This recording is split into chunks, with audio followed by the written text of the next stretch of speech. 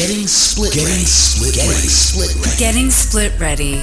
For my wife, God rest her soul. Oh, God, I'm so sorry. No, she's not dead. We're just divorced. Unscripted and honest discussions on divorce and separation. Getting split ready. What was I supposed to tell him? I divorced you from the show? Here's your hosts, Doug Katz and Mariah Pleasant. Hey, we're here with another Split Ready, or actually Getting Split Ready short, again with Joshua Berngard, realtor specializing in Chicago and divorce, right? And wanted to get a feel for what we're seeing in the market. I'm reading a lot. Some of it's contradictory. What are you seeing in the market? So we're seeing, as we exit the summer month into the fall, as you can see behind you, it's already starting to rain and give us a little. It's getting here in the rain because I've got 3 kids distance learning and my wife is home, so this is the only place I can record. So I'm hoping there's a constant drip on the right side of your screen. There's a drip, so I know you're covered, but there's a drip. I know. Yeah. So with that being said, we have been following as a team here a bunch of economists, and they have all indicated that the interest rates are going to be staying low, definitely through this fall, through winter, and possibly even into spring.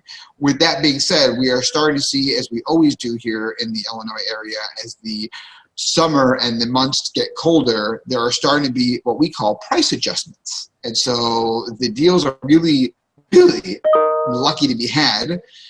And unfortunately, at the same time, when we're dealing with some of our sellers, we've had to decline and price adjust ourselves on what we were asking. On the flip side of that same conversation is, although the market was very hot this summer, once the COVID guidelines started to loosen, we had some short appraisals. We had some, the comps were coming in saying that, everything was worth X, Y, and Z. And then in the second stage, when you're selling a home, a lender sends out from whatever lending institution that there is going to be the approval process. They will send someone out to tell you how much is your house worth. And when that happened on twice for me, so plenty of them went through, but 2 of them on my behalf came up short. And so unfortunately from the seller side, we actually had to lower the price in order to sell the property. That was going to be my question. Did the deal stay together? Were sellers motivated to negotiate so that the deal stayed together? Or are you finding people who still are holding on to kind of where we were a year ago?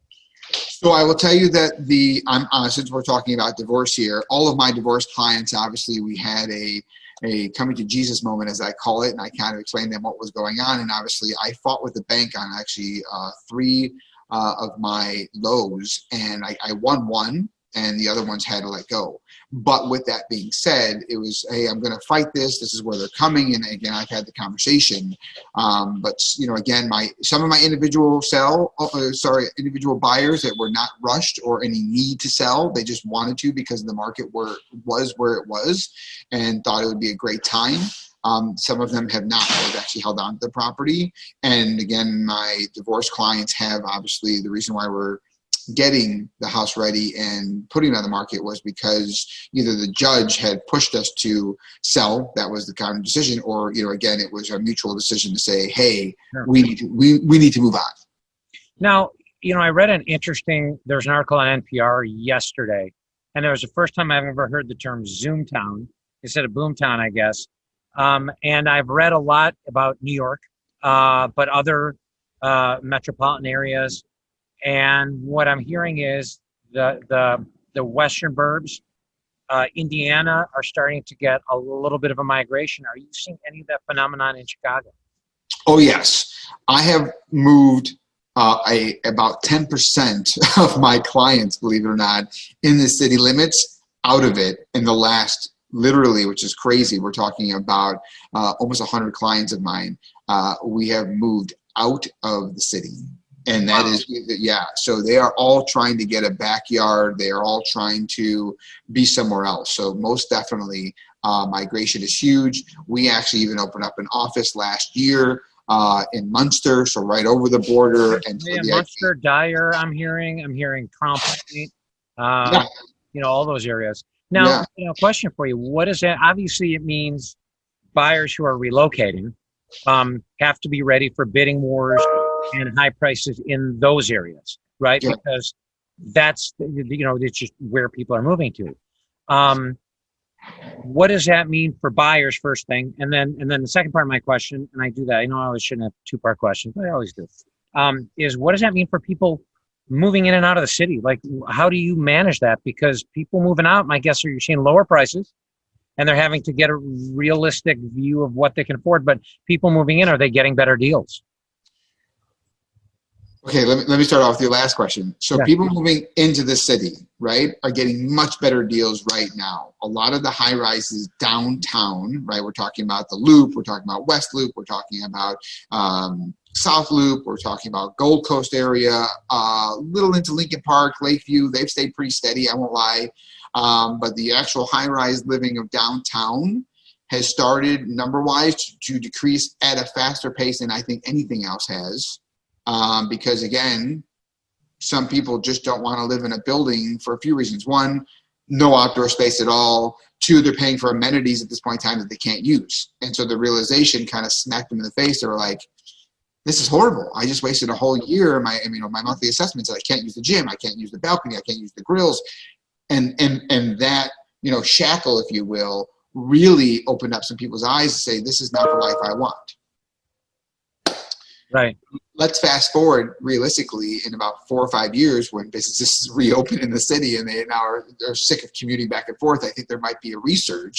However, Right. That is what we're seeing. And the beginning of your question was, yes, there's multiple offers almost everywhere because the housing market, especially in the suburban areas and Indiana for sure, they are not, and we're not ready for a surplus of people just coming out.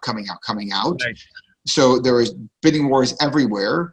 Almost every single one of my deals this past 4 months was all bidding wars in the suburbs, and in the city we've been pretty, steady in regards to not having to deal with maybe more than one or two.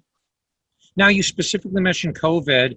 The two factors in the articles that I read are COVID, first thing, and people realizing, that joint space doesn't always work in a situation like this, but also safety. We're in a tumultuous time. Are any of your buyers or sellers talking about safety being a concern and being out of just density where if there's unrest that they're worried about, being in the middle of that? You can just be a victim of circumstance. Yeah, I've actually read a lot about this as well. Honestly, none of them mentioned anything about that. It was really the frustration of money. I'm spending it for this. I have no outdoor space, this, that, and the other. And it was My belief is their assessments, they're still paying full assessments, right?